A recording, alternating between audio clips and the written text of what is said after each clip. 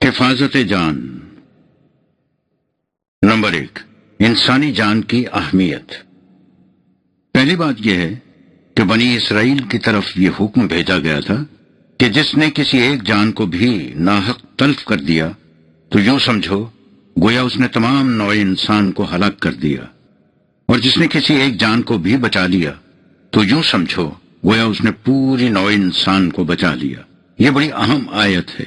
من أجل ذلك كتبنا على بني إسرائيل أنه من قتل نفسا بغير نفس أو فساد في الأرض فكأنما قتل الناس جميعا ومن أحياها فكأنما أحيا الناس جميعا۔ یہ آدم کے 2 بیٹوں کا قصہ جو بنی اسرائیل کے ہاں زبان زد عام تھا، در حقیقت ان کی اپنی جذباتی کیفیت کا ترجمان تھا کہ وہ بات بات پر آمادہ بے قتل ہو جایا کرتے تھے۔ چنانچہ اسی وجہ سے ہم نے ان کی طرف یہ تاکیدی حکم بھیجا تھا کہ یاد رکھو، جو شخص کسی دوسرے کو قتل کر ڈالے بجوز اس کے کہ وہ جرم قتل کے قصاص میں ہو، یعنی قتل ناحق کے لیے سزائے موت کے طور پر، یا ملک میں فساد برپا کرنے والے مجرمین کو قانون کے مطابق موت کی سزا دی جائے، تو اس قسم کے بے گناہ قتل کے متعلق یوں سمجھو گویا اس شخص نے ایک فرد کو قتل نہیں کیا، پوری کی پوری نوع انسان کو قتل کر دیا۔ اس کے برعکس جس شخص نے کوئی ایک جان بچا لی تو اس نے گویا پوری نوع انسان کی جان بچا لی۔ مومنین سے کہا گیا کہ ایک دوسرے کو قتل مت کرو۔ ولا تقتلوا انفسکم، سورت نمبر 4 کی آیت نمبر 29۔ دوسری بات، انسانی جان کو خدا نے واجب الاحترام بنایا ہے، اس لیے اسے حق کے بغیر ضائع کرنا جرم ہے۔ حق کے معنی ہوں گے قانون خداوندی کے مطابق۔ ولا تقتلوا النفس التي حرم الله الا بالحق، سورت نمبر 6 آیت نمبر 152، اور مزید یہ کہ سورت نمبر 17 آیت 33 اور سورت نمبر 25 آیت 68، جن میں یہ بیان کیا گیا ہے انسانی جان کو خدا نے واجب الاحترام قرار دیا ہے، اس لیے اسے ناحق قتل مت کرو۔ تیسری بات، جرم قتل کا مواخذہ کر کے مجرم کو سزا دینا اسلامی مملکت کا فریضہ ہے۔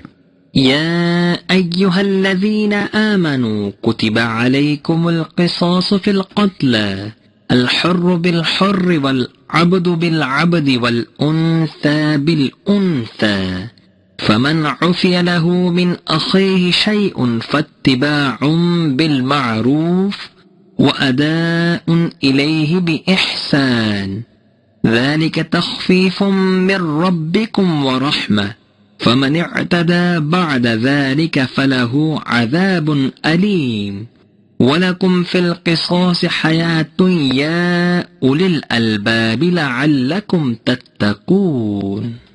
سورت نمبر 2 آیت نمبر 178 اور 79۔ مفہوم یہ ہے، اے جماعت مومنین، تم پر فرض قرار دیا جاتا ہے کہ تم قتل کے مجرم کا تعاقب کر کے اسے قانون کے مطابق سزا دو، والفاظ دیگر اسے قاتل اور مقتول کے وارثوں کے مابین نجی معاملہ نہ سمجھا جائے، بلکہ اسے معاشرے یا نظام کے خلاف جرم سمجھا جائے، یہ نظام اسے اپنے ہاتھ میں لے۔ سزا کے سلسلے میں عدل اور مساوات کے بنیادی اصولوں کو ہمیشہ پیش نظر رکھنا چاہیے، یعنی اس میں بڑے اور چھوٹے کی کوئی تمیز نہیں ہوگی۔ سوال مقتول یا قاتل کی پوزیشن کا نہیں، اصل سوال تقاضا عدل کا ہے، جس کی روح سے ہر انسانی جان یکساں قیمت رکھتی ہے۔ مثلا اگر قاتل آزاد مرد ہے تو وہی آزاد مرد سزا پائے گا، اگر قاتل غلام ہے تو اسی غلام کو سزا دی جائے گی، اگر وہ عورت ہے تو اس کا عورت ہونا اسے سزا سے نہیں بچا سکے گا، اسے بھی سزا بھگتنی پڑے گی۔ جرم قتل کی 2 صورتیں ہو سکتی ہیں، قتل بالارادہ یعنی قتل عمد، یا سہون نادانستہ قتل۔ اول الذکر کی صورت میں سزائے موت ہے، زر فدیہ، دیت، خون بہا نہیں، یا جرم کی نوعیت کے لحاظ سے انتہائی سزا سے کمتر کوئی اور سزا، جیسا کہ سورت نمبر 4 آیت نمبر 93 میں ہے۔ لیکن سزا کو جرم کی حد سے بڑھ نہیں جانا چاہیے، جیسا کہ سورت نمبر 42 کی آیت 40 اور سورت نمبر 17 کی آیت 33 میں ہے۔ لیکن قتل اگر عمدن نہیں کیا گیا، یوں ہی سہون ہو گیا ہے، تو اس صورت میں سورت 4 کی آیت نمبر 92 کے مطابق دیت خون بہا کی سزا دی جائے گی۔ اس دیت کی رقم سے اگر مقتول کا وارث برضا و رغبت کچھ چھوڑنا چاہے تو اسے اس کا اختیار دیا گیا ہے، جیسا کہ سورت نمبر 17 کی آیت نمبر 33 میں ہے۔ اس صورت میں مجرم کے لیے ضروری ہے کہ جو کچھ طے ہو گیا ہے اس کی پابندی کرے اور حسن کارانہ انداز سے اس کی ادائیگی کرے۔ قتل صاحب کی سزا مقرر کرنے میں تمہارے نشو و نما دینے والے کی طرف سے قانون میں رعایت رکھ دی گئی ہے تاکہ اس سے تم سب کی صلاحیتیں مناسب نشو و نما پاتی رہیں، لیکن جو شخص اس طرح معاملہ طے ہو جانے کے بعد زیادتی کرے تو اسے سخت سزا دی جائے۔ اگر تم سطحی جذبات سے ہٹ کر عقل و فکر کی روح سے غور و فکر کرو گے تو تم پر یہ حقیقت واضح ہو جائے گی کہ قصاص کے اس قانون میں تمہاری اجتماعی زندگی کا راز پوشیدہ ہے۔ اس سے تم لاقانونیت کے خطرات سے محفوظ رہ سکو گے۔ دوسرے مقام پر کہا وَلَا تَقْتُلُوا النَّفْسَ الَّتِي حَرَّمَ اللَّهُ إِلَّا بِالْحَقِّ وَمَنْ قُتِلَ مَظْلُومًا فَقَدْ جَعَلْنَا لِوَلِيِّهِ سُلْطَانًا فَلَا يُسْرِفْ فِي الْقَتْلِ إِنَّهُ كَانَ مَنْصُورًا۔ سورت 17 آیت 33۔ مفہوم یہ ہے جس جان کا مارنا اللہ نے حرام قرار دیا ہے اسے واجب الاحترام قرار دیا ہے، یعنی بے گناہ کا قتل، جیسا کہ سورت نمبر 5 کی آیت 32 سے ظاہر ہے۔ اسے قتل مت کرو بجز اس کے کہ ایسا کرنا قانون عدل کا تقاضا ہو، جیسا کہ سورت نمبر 2 کی آیت نمبر 178 میں ہے۔ جو شخص ظلم سے ناحق مارا جائے تو قاتل یہ نہ سمجھ لے کہ مقتول کے فارسوں کا کوئی حمایتی اور مددگار نہیں، اس لیے کون مجھ سے باز پرس کر سکتا ہے۔ مقتول کے وارثوں کے لیے ہم نے نظام خداوندی یعنی اسلامی معاشرے کو صاحب غلبہ و اختیار بنایا ہے، اس لیے یہ نظام خود مقتول کے وارثوں کا پشت پناہ بنے گا، لیکن معاشرے کے لیے یہ بھی ضروری ہے کہ وہ مجرم کی سزا قانون کے حدود کے اندر رہتے ہوئے دے، ان سے تجاوز نہ کرے، جیسا کہ سورت نمبر 6 کی آیت نمبر 152 اور سورت نمبر 42 کی آیت نمبر 40 میں ہے۔ چوتھی بات، بنی اسرائیل کی طرف حکم بھیجا گیا تھا کہ جان کے بدلے جان، آنکھ کے بدلے آنکھ، ناک کے بدلے ناک، کان کے بدلے کان، دانت کے بدلے دانت، نیز زخموں کا قصاص، لیکن اس میں معاف کر دینے کی گنجائش رکھی گئی تھی۔ وَكَتَبْنَا عَلَيْهِمْ فِيهَا النَّفْسَ بِالنَّفْسِ وَالْعَيْنَ بِالْعَيْنِ وَالْأَنْفَ بِالْأَنْفِ وَالْأُذُنَ بِالْأُذُنِ وَالسِّنَّ بِالسِّنِّ وَالْجُرُوحَ قِصَاص فَمَنْ تَصَدَّقَ بِهِ فَهُوَ كَفَّارَةٌ لَهُ وَمَنْ لَمْ يَحْكُمْ بِمَا أَنزَلَ اللَّهُ فَأُولَئِكَ هُمُ الظَّالِمُونَ۔ سورت 5 آیت 45۔ مفہوم یہ ہے ہم نے بنی اسرائیل کے لیے یہ قانون مقرر کر رکھا تھا کہ جس شخص نے کسی کو ناحق قتل کر دیا اس کی سزا موت ہوگی۔ جان کا بدلہ جان، آنکھ کا بدلہ آنکھ، کان کا بدلہ کان، ناک کا بدلہ ناک، دانت کا بدلہ دانت، یعنی صرف جرم قتل ہی مستوجب سزا نہیں، کسی کو زخمی کر دینا بھی ایسا جرم ہے جس کی سزا دی جائے گی اور سزا جرم کے مثل ہوگی۔ لیکن اگر مستغیث مجرم کو معاف کر دے تو یہ چیز مجرم کی سزا کا کفارہ ہو جائے گی۔ یہ تھا وہ قانون قصاص جو ان کی کتابوں میں ان کے لیے دیا گیا تھا، انہیں اسی کے مطابق فیصلے کرنے چاہیے تھے، اس لیے کہ جو شخص اس ضابطۂ قوانین کے مطابق فیصلے نہ کرے جسے خدا نے نازل کیا ہے تو یہی لوگ ہیں جو حق و انصاف سے کام نہیں لیتے، ظلم اور زیادتی کرتے ہیں۔ پانچویں بات، جیسا کہ پہلے کہا جا چکا ہے، قرآن کی روح سے قتل عمد یعنی بالارادہ اور قتل خطا یعنی سہون میں فرق رکھا گیا ہے۔ قتل خطا کے لیے فرمایا وَمَا كَانَ لِمُؤْمِنٍ أَن يَقْتُلَ مُؤْمِنًا إِلَّا خَطَأً وَمَنْ قَتَلَ مُؤْمِنًا خَطَأً فَتَحْرِيرُ رَقَبَةٍ مُؤْمِنَةٍ وَدِيَةٌ مُسَلَّمَةٌ إِلَى أَهْلِهِ إِلَّا أَن يَصَّدَّقُوا فَإِن كَانَ مِنْ قَوْمٍ عَدُوٍّ لَكُمْ وَهُوَ مُؤْمِنٌ فَتَحْرِيرُ رَقَبَةٍ مُؤْمِنَةٍ وَإِن كَانَ مِنْ قَوْمٍ بَيْنَكُمْ وَبَيْنَهُمْ مِيثَاقٌ فَدِيَةٌ مُسَلَّمَةٌ إلى أهله وتحرير رقبة مؤمنة فمن لم يجد فصيام شهرين متتابعين توبة من الله وكان الله عليما حكيما۔ سورت 4 آیت 92۔ کسی مومن کے لیے یہ روا نہیں کہ وہ کسی دوسرے مومن کو قتل کر دے، الا یہ کہ غلطی سے ایسا ہو جائے۔ اگر کسی کے ہاتھوں کوئی مومن غلطی سے مارا جائے تو وہ اس کے بدلے میں ایک مومن غلام آزاد کرے، نیز مقتول کے وارثوں کو اس کا خون بہا دے۔ سورت نمبر 2 کی آیت نمبر 178۔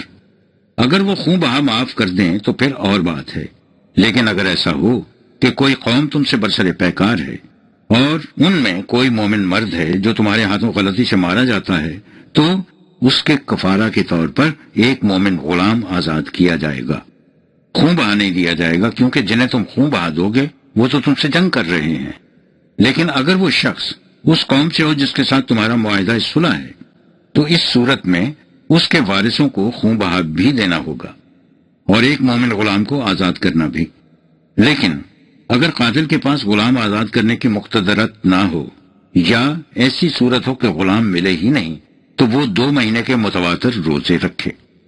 یہ چیز قانون خداوندی کی روح سے عفو خطا کا موجب بن جائے گی، اس قانون خداوندی کی روح سے جو سرتاسر علم و حکمت پر مبنی ہے۔ اور قتل بالارادہ کے متعلق ارشاد ہے، ومن يقتل مؤمنا متعمدا فجزاء جهنم خالدا فيها وغضب الله عليه ولعنه وأعد له عذابا عظيما۔ سورت 4 آیت 93۔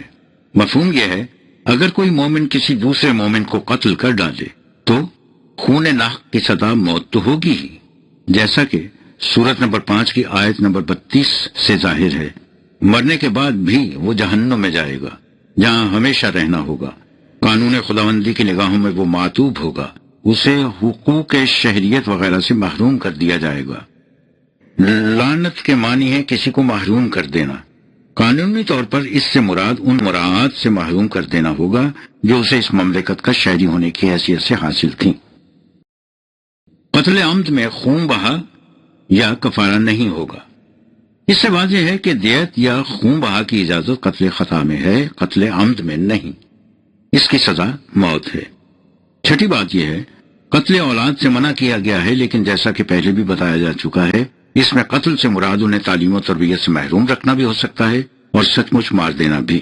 وَلَا تَقْتُلُوا أَوْلَادَكُمْ مِنْ إِمْلَاقٍ، جیسا کہ سورت نمبر 6 کی آیت نمبر 152 میں ہے۔ اس کے علاوہ دیکھیے سورت نمبر 6 کی آیت 141، سورت نمبر 17 کی آیت 31 اور سورت نمبر 60 کی آیت 12۔ 7ویں بات یہ ہے ہلاکت حرص و نسل، کھیتی اور نسل کا تباہ کر دینا فساد ہے۔ مستبد حکمرانوں کے متعلق کہا گیا ہے، وَإِذَا تَوَلَّى سَعَى فِي الْأَرْضِ لِيُفْسِدَ فِيهَا وَيُهْلِكَ الْحَرْثَ وَالنَّسْلَ وَاللَّهُ لَا يُحِبُّ الْفَسَادَ۔ سورت نمبر 2 آیت نمبر 205۔ مفہوم یہ ہے جب ان لوگوں کو حکومت اور اقتدار مل جائے تو ان کی ساری کوشش یہ ہوگی کہ ملک میں تباہیاں اور ویرانیاں عام ہو جائیں، فصلیں تباہ ہو جائیں، نسل انسان ہلاک ہو جائے، نہ معاشی نظام میں توازن رہے نہ عمرانی نظام میں۔ انہیں صرف اپنی مفاد پرستی کا خیال ہوتا ہے، اس کی قطعاً پرواہ نہیں ہوتی کہ ملک پر کیا گزرتی ہے، حالانکہ جس اللہ کو یہ بات بات پر بطور گواہ پیش کرتے ہیں وہ کبھی پسند نہیں کرتا کہ دنیا میں تباہی اور ویرانی پھیلائی جائے۔ نوٹ، جیسا کہ پہلے کہا جا چکا ہے اس قسم کے جرائم کے سلسلے میں مجرم کو سزا دینا ہی کافی نہیں، حکومت کا فریضہ یہ بھی ہے کہ مقتول کے ورثاء کے نقصان کی تلافی کرے۔ یہ تلافی حکومت خود کرے یا مجرم سے کرائے، مقتول کے ورثاء کو اس سے غرض نہیں، ان کے نزدیک مدعا علیہ حکومت ہوگی نہ کہ ملزم، اس لیے کہ حکومت نے پرامن شہریوں کو ان کی جان، مال، عصمت، عزت، آبرو، مساکن وغیرہ کی حفاظت کی ضمانت دی تھی۔ اگر ان میں سے کوئی چیز بھی ضائع ہو گئی ہے بشرطے کہ اس کے مالک کی عدم احتیاط، تغافل یا تساہل کی وجہ سے نہ ہو، تو اس کا مطلب یہ ہے کہ حکومت اپنی ذمہ داری پوری کرنے سے قاصر رہ گئی ہے۔ اس لیے جس کا نقصان ہوا ہے اس کا دعویٰ حکومت کے خلاف ہوگا، نہ کہ براہ راست مجرمین کے خلاف۔